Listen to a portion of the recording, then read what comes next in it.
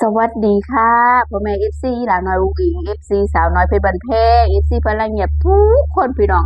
อ่าเจอคลิปดีๆสิ่งดีๆมาเว้าสู่พี่สู่น้องฟังอีกแล้วสำหรับครอบครัวอีหลาอุ๋งอิงพ่อเอกแม่หน่อยเนาะคิดทำแต่สิ่งดีว่างบ่ได้บ่ว่าโอกาสหยังก็สร้างเพิ่นมีโอกาสหรือว่าเพิ่นมีอ่าเวลาเพิ่นก็สิเฮ็ดแบบนี้ตลอด สำหรับครอบครัวน้องอุ๋งอิงเพชรบ้านแพงพี่น้องเป็นโอกาสอีหยังเฮ็ดอีหยังว่าติไปเบิ่งกันพี่น้องไปเบิ่งกันเยี่ยมขนมแจกวันเด็กครับ1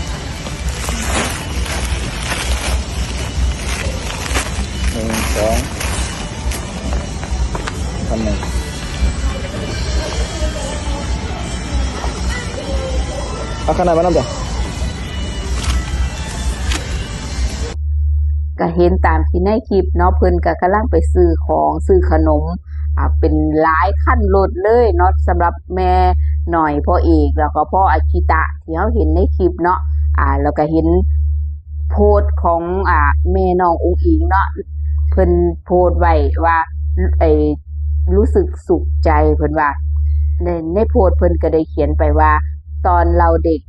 เราบ่มีขนมแบบนี้ให้กินพ่อแม่ลำบากเพิ่นบ่มีเงินพอที่จะซื้อให้กินบ่ได้ทำความดีเอาหน้าแต่ทำแค่พอไหวมันคือน้ำใจเล็กน้อยทำแล้วมีความสุขก็ทำไปทำแล้วไม่เดือดร้อนทำไปแล้วรู้สึกดีครอบครัวนี้ขอทำต่อไปจ้าพี่น้อง FC ปรบมือรัวๆให้สำหรับครอบครัวอีหลาอุ๋งอิงบ่ได้เฮ็ดดีบ่ได้คิดทำเพื่อที่สิหวังเอาหน้าแต่เพิ่นทำเพราะเพิ่นมีจิตสำนึกที่ดีว่าเมื่อก่อนเจ้าของน่ะบ่เคยมีแต่พอมีแล้ว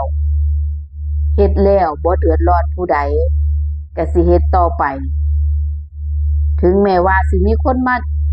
มันต้องมีอยู่แล้วสำหรับคนที่เว้าแซะแม่นบ่คนที่แบบว่าอิจฉาคนจังซี่แหมมันต้องมีอยู่แล้วเว้าแซะเว้าหยังจังซี่แต่แม่น้อยสังเกตเพิ่นบ่เคยคิดแบบนั้นเลยเพิ่นคิดแต่ว่าเพิ่นบ่เคยมีอุ๋งอิงคือกันหลาบ่เคยมีมาก่อนพอหลามีพ่อที่สิแบ่งปันหลาก็เฮ็ดตลอดสิเห็นแบบนี้ตลอดสำหรับอุ๋งอิงเพชรบ้านแพงสำหรับแม่น้อยสำหรับครอบครัวพ่อเอกยกให้เป็นครอบครัวตัวอย่างเนาะทำดีคิดดีต่อทุกๆทุกๆสิเว้าจั่งใดทุกๆเทศกาลทุกๆโอกาสที่เพิ่นมีโอกาสเพิ่นจะเฮ็ดตลอดเฮ็ดน้อยเฮ็ดหลายแต่เพิ่นเฮ็ดให้เห็นเลยบ่ได้หวังเอาหน้าเนี่ยเป็นมันบ่เสียแรงที่พ่อแม่ FC ติดตามบ่เสียแรงพ่อแม่ FC สิซัปพอร์ตสำหรับครอบครัวนี้เว้าได้เต็มปากเลยแอดก็เว้าตั้งแต่แรกติดตามอีหลามาตั้งแรกบ่เสียใจเลยที่ได้รู้จักครอบครัวนี้เนาะเพิ่นคิดดีทำดีก็เทศกาลอิหยังก็สร้างเพราะเพิ่นมีโอกาสมีกำลังพอโดยที่บ่เดือดร้อนไผบ่เดือดร้อนเจ้าของเพิ่นก็สิเฮ็ดแบบนี้ต่อไปก็ขอส่งเสริมขอจั่งใดดี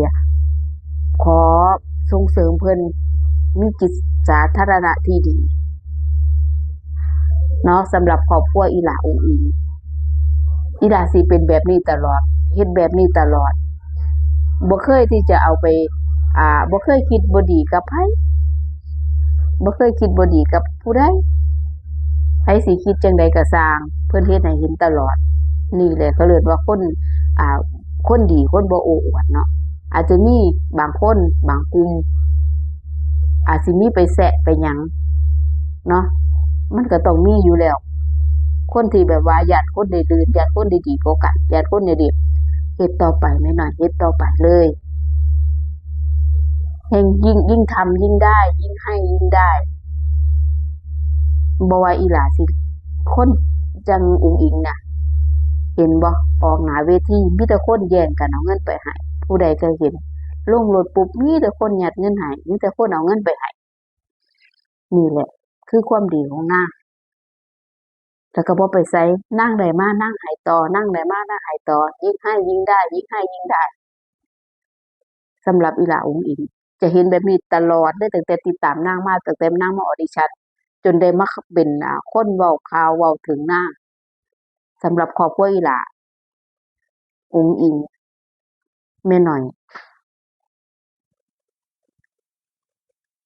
ยอมรับว่าเป็นคนคนที่จิตใจดีอีหลีสำหรับครอบครัวอีหลาอุ๋งอิ๋งเนาะก็ขอชื่นชมณโอกาสนี้แล้วก็จะดูแลซัปพอร์ตห่างๆสำหรับไผบ่ทันติดตามฝากกดติดตามเนาะฝากกดติดตามเป็นกำลังแรงใจฝากกดไลค์กดแชร์ออกไปเพื่อให้คนได้รับรู้เนาะว่าอ่าเป็นจั่งใดมาจั่งใดเนาะสำหรับพี่น้อง FC ผู้ใดเข้ามาใหม่บ่ทันติดตามฝากกดติดตามเป็นกำลังแรงใจให้กันเนาะสำหรับคลิปนี้ก็สวัสดีค่ะ